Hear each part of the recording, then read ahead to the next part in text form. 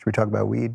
Yeah. Let's talk about some weed. We'll talk about it by having If there was some weed around here before, and I know you smoke the good stuff because I've smoked some of your weed before. Yeah. You got that oil.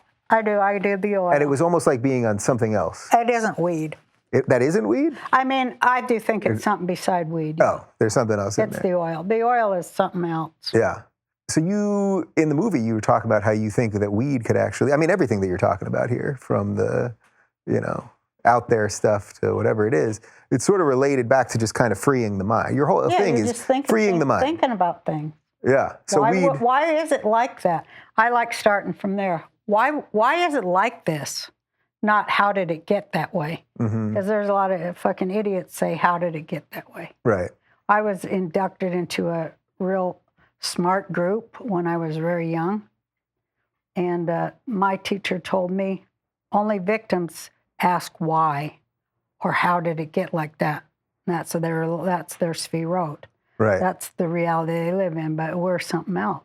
Right, that's something, because we live in such a victim culture, right? Everyone is always, I always talk about the oppression Olympics here, where everyone's trying to show you how they're the most oppressed and the system's most rigged against them. But what you're saying is, it's not about why it is, but now it's about... Just it is. That's it is. It is. So now use it, right? Like that's the next step is... As long as you're saying it's his fault, I can't change it.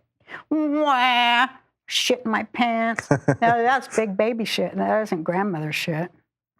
That's big whining baby shit, and we've been changed their pants forever. But I mean, come on, we got to take care of each other.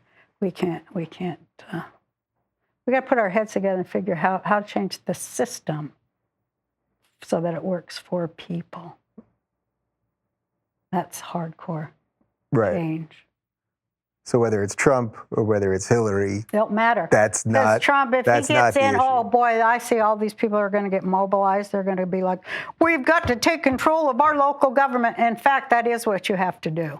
And that was what was so great about kicking Monsanto off the Big Island, because Monsanto wasn't just trying to legislate the type of seeds I could use. They were doing that. Yeah, on your own land. That's what they're trying to tell you what to do. And that's what they do here. Yeah, I'm just trying to watch what grows on my own land. Right. Because that was like all the experiments for 100 years by Dole Pineapple and shit. Some odd fucking shit grows over there. Right. I take pictures of it. It's crazy.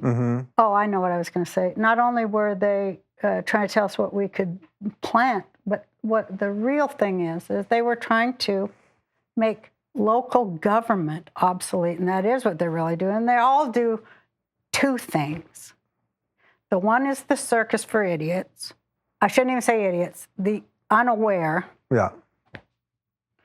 And then there's the real shit. And they're trying to make local government illegal, for Christ's sake. That's what the Patriot Act is really about. So how do you fight the fight? You've got to get involved at the smallest level is what matters, because that's how they did it. That's how they brought fascism to our country, using the war on drugs, which was really a war for drugs. And I say it's rich people on prescription drugs, locking up poor people on street drugs. That's a war on drugs, for drugs. And they brought Mexico in, and Bill Clinton did it all. And there they are. Yeah, we want him back. He sent all our jobs away. NAFTA, got rid of aid to dependent children. Some bullshit instead of universal health care. Yes! I mean, if she gets in, I imagine the equal amount of people on the other side are going to get mobilized and start running for office too.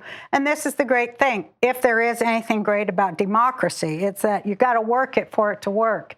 However, I did have lunch one time with a royal. I won't say who, because, I don't want to put them at risk. They are a good person. Okay. And he told me, said, this was their feeling on the subject. People did a lot better under kings because, the king would take care of his laborers. He had to. I mean, have some slaves too. She didn't see that. Right. It's like somehow they forget that. We built houses for them. We let them have doctors that go to college. And what they fucking do?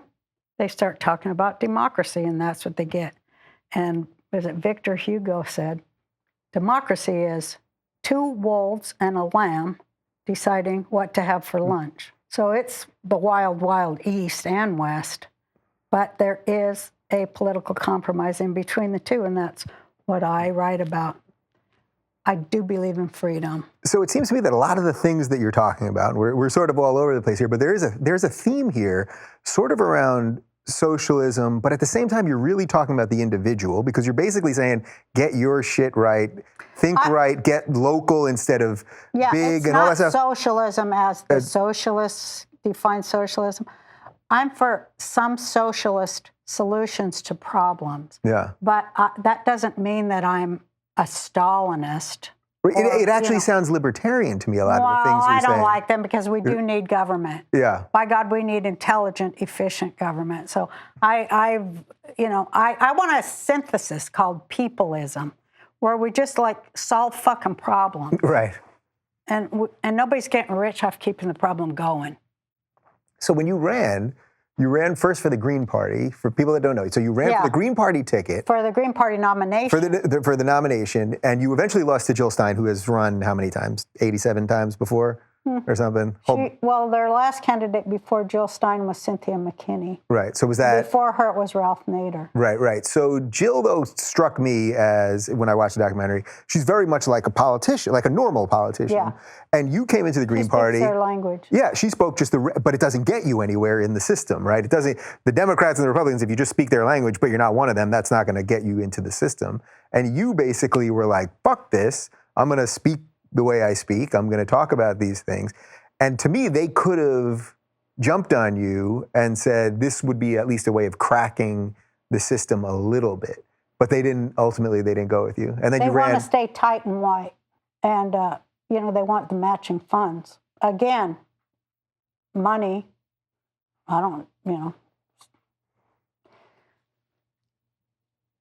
On the local level, I'll say when I ran, I did get the nomination of the Peace and Freedom Party, and I was very excited because they were a real socialist party. But then when I asked people to do work for free, they got really offended.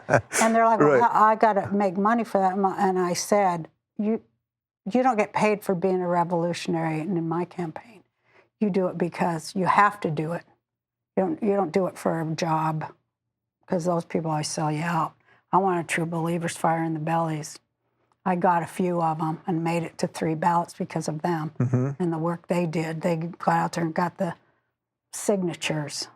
And you got like the 6th most amount of votes, right? Yeah, which is no small feat. 3 states. In only 3 states. Yeah. It only took 3 states to put me in 6th place out of 50 candidates.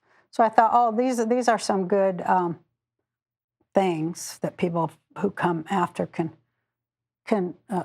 probably Kanye West will be doing it in 2020. Roseanne Kanye, I could see it. Do you think we have a chance? Do you think we have a chance to get out of this freaking thing? So I get what you're saying. There's goodness coming. People are waking up. And then you're also talking about a lot of bad stuff. But in just terms of the political stuff, you think there'll be a chance? Like, could somebody actually good do it? Well, I did it. Yeah, but can someone break through? Can I break through? That's the question. We can break through in our own ways. Can you do it? Me. Yeah, you're going to do it? I'm right here. You're going to run in 2020? Is there anybody else but me? No, there isn't. And that's what really fucking pissed me off, because people are like, oh, she's doing it and everything. And I wanted to show, hey, what if you really run for the values all of America says they believe in? They're going to vote for you? No. But that's disturbing, because that's just nothing but dirty mind control. And when you sit in front of people, yourself included, sorry, and you say, no, I have the answers. I put a lot of thought into how we're going to live through the collapse of capitalism. And show me one other candidate who's saying anything like that. And there isn't any. And then they go, well, is there a chance somebody could say something? And I'm saying it, but because I think it's because I'm a woman. I do. And hot. And I'm just too fucking smart. People can't accept me. I can't be responsible if people don't want to hear it. I had to really separate out from that. If people don't want to hear it, fuck them. No, I don't think that there's any hope that we're going to live through this shit. No, I don't. I think there's an infinitesimal I think it's 99% that will all be dead within 40 years and the earth with it. But I think there's a 1% chance that if we were to start taking care of each other and valuing real shit, like each other's lives, and getting food to hungry kids and stopping all this bullshit, if on the offhand chance we would ever do the right thing just this once, I have great hope that it would save everything. I'm just so proud that I think that I wrote the words that kicked Monsanto out of Hawaii. And I know that to myself that I did that for my grandkids and other people's grandkids. And so you did. I just want to do what's right for kids, and I'm not going to stop. Yeah, I mean, I think if I know anything about you, it's that you won't stop. That seems so obvious to me, just knowing your history, which we barely touched on, and then everything with the show, and then everything I know about you now. Like this is the stuff. Like it's not like one of these people that come on shows or they talk one thing and they're living something else. I've never seen you sort of. I've been there, done that. I did that. You did that. That was the worst part of my life, where I like totally went, all right, let's do this. Woof. Yeah. I don't ever want to go there. Yeah. Was that like at the peak of your fame? Was that was that time? Yeah, that was some isolated. Woof. Yeah. That was really isolated. Give me like a minute of that. What's that like when you at that point you were making God knows how much money and $1 million a week. Right. So $1 million a week. That'd be like working. That wouldn't even be Beyonce lunch money nowadays. Right. She makes that. But it was pretty good for back then. It was the highest. It was pretty right. TV You knocked Cosby off #1. You basically took full control of the show pretty much, although you were fighting with executives still and all that stuff. But what was that, when you think back to that period of your life, when you had that much power, we don't have to talk about the national anthem thing, but the president of the United States said that you were despicable. Well, that was after the anthem. Right, okay, so, but at that. Started oh, right. That was the downs. That wasn't here. Right. Here was. So what was that? What was that like when you think about it? Like what was it like to be that much of a sort of cultural force? It was really lonely. It was scary, lonely. Yeah. Psychopath, fucking vampires everywhere. Yeah. Scary, lonely, real isolating, lonely. But that's not where you want to be if you're a comic. Yeah. I mean, we're loners, but we always need somebody to be real with. And that's just how it goes. And I see it, I lived through it. That's how I look at it. And a lot of other artists, they didn't live through it. A lot of comics nowadays, great comics, they're not living through it. They're homeless. They don't have no teeth. They were great comics. Nobody gets paid for comedy. Nobody gets paid. And there's no retirement or nothing. Is there like one moment that you regret in this chaos of that time? Nothing, right? No, because it's all like, shit, I can sit all day and think if I want. And I do love it. And read all day and fucking lay in bed and not take a shower for 3 days and have a stack of magazines and somebody to bring me food. Linda, could you bring me? It's just great. Right. And you can fight with people on Twitter. That's pretty good. Yeah. I got into that Twitter thing. Yeah. I tried to ingather like-minded folk. And I think that I've introduced maybe 20 of them. So that was worth it. I think you got a couple people. I like introducing smart people to other smart people, and then they do something. Mm-hmm. And, never call me again, but, like, take me out for dinner once a year or something. Don't ask me if I can shepherd your way through. You're two young people with good ideas. Fucking make something happen. Leave me. Just, make me proud of you. I like introducing young people that take action. I'm proud of them. But, I want to just lay in bed and watch my murder shows. And go to Costco and get the samples. I know you like that, too. I love it. It is so awesome. You do love it. Every time I'm having a sample at Costco, I think, Roseanne loves this. Oh, God. And they're good. That's pretty good, yeah. They're real good. They're just handing out food. Shit, that's great. Yeah. They should start sampling the wine too, I think, but they never do that. They never do that. You can't get drunk and be riding one of those giant carts. And, Oh, those people are all drunk. yeah. Oh, That's what I think. Yeah. So I want to ask Sobering you. up. Because one thing that you were sort of hitting on, that I've talked about for a long time now, is what I call the regressive left. These people that are on the left that don't actually stand for liberal values. You call it the fake left. Yeah. And I saw you talk on Twitter probably 2 years ago, before I was really on this thing about the regressive. You would always be talking about the fake left. Yeah. So when did you realize that there was When this? I ran for Green Party president, when I saw, oh man, these guys are all rich. They're just wanting matching funds so they can go to soirees and cocktail parties, and shit. Ugh. I just met like somebody who was a huge donor, Democrat things. This was way back when. Mm-hmm. And their spouse was at a party.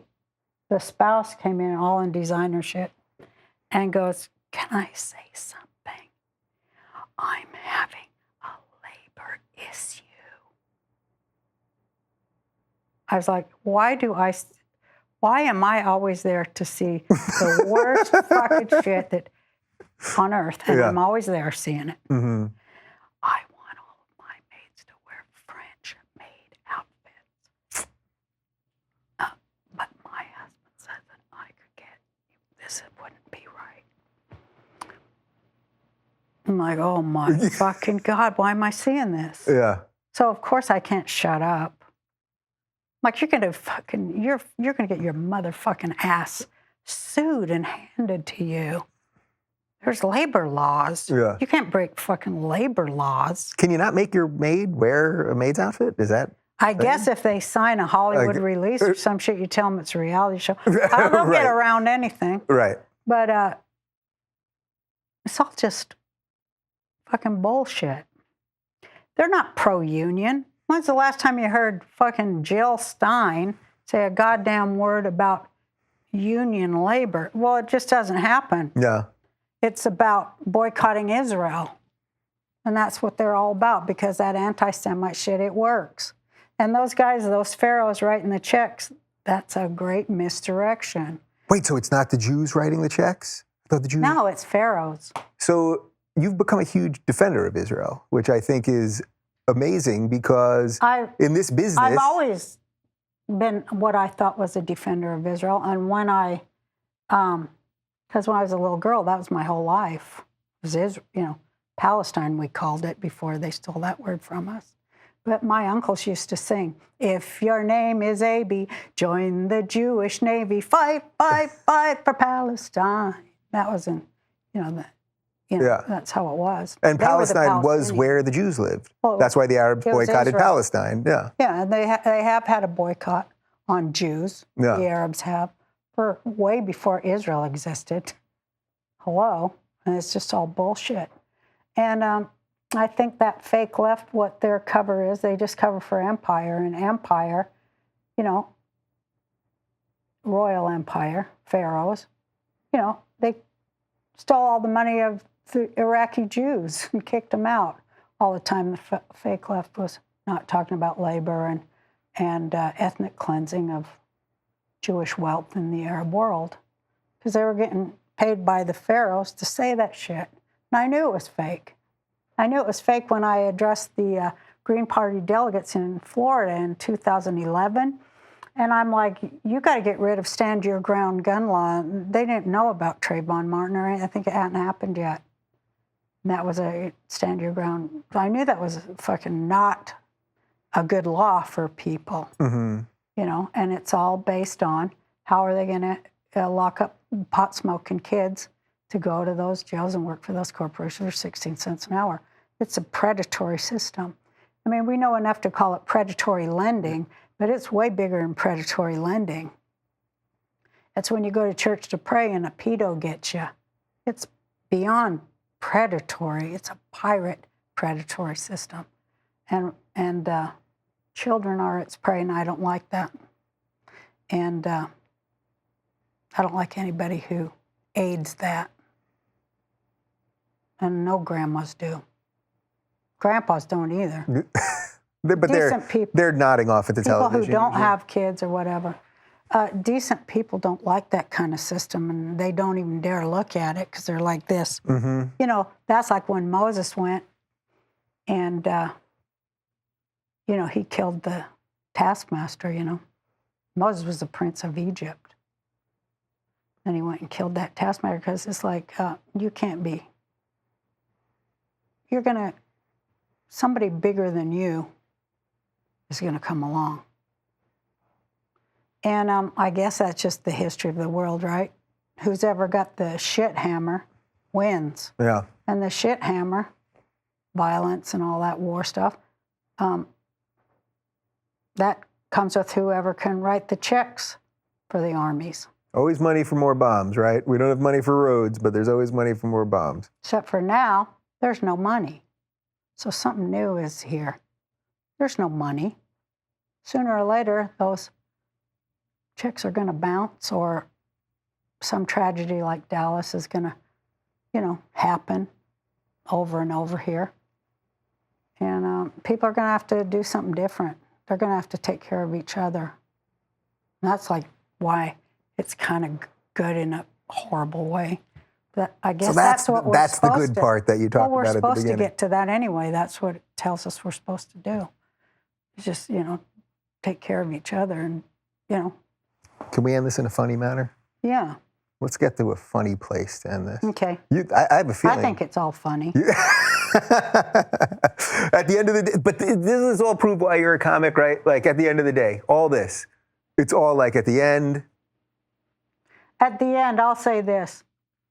At the end, like my boyfriend Johnny says, he's quoting somebody and I can't remember who, but it's like everything's strung together with words. Everything's a narrative and strung together with words, and history proves that. Yeah.